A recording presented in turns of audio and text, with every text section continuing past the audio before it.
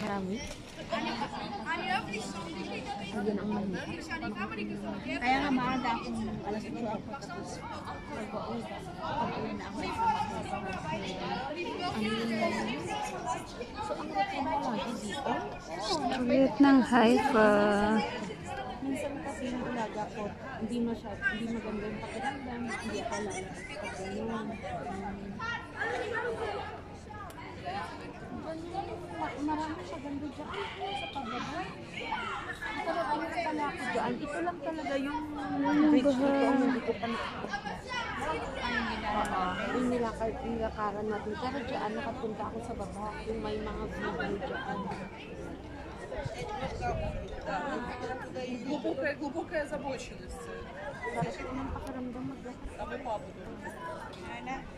Tara na. Let's go. Mayroon pa doon, Matt. Lalo na pag nandun ka sa may sa city center, sa may mga restaurant doon. Ganda-ganda na. Ayun ang flat namin, no? Saan? Sa... Kita mo yung flat niya. Okay, ito yung terminal Hashmonai. Saan yung flat nyo dyan? Hindi yung sa Migdal, yun, yung malaking building sa Hadar. Yung Migdal, ganun yata yun. Kasi ito na yung Misrad, di ba? Misrad Apnim. Ayun nga. Nakikita pa niya kung saan na. Kasi, di ba ito yung malaking Ano ka dyan sa Katoliko? Hindi. Ano? Baka pareho kayo. Ano ka, Ineng?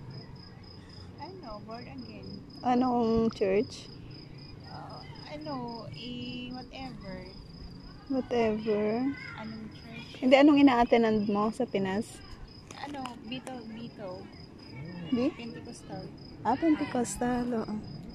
Expected visitors. Nakarating din tayo. Natutulog na ba si Lola? Shalom! Ay, shalom! Shalom, mashlamek! שלום, בסדר? ברוכים הבאים. Sekomo yapanit!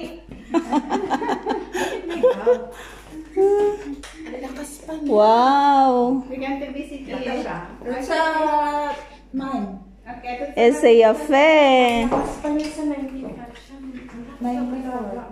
מה היא רוצה?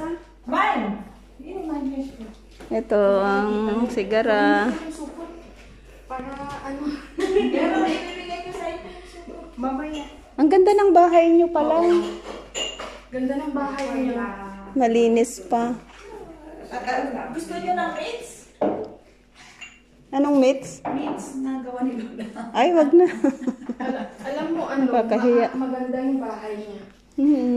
Kaya sa tebola sauce na? Laklit. Letayelet.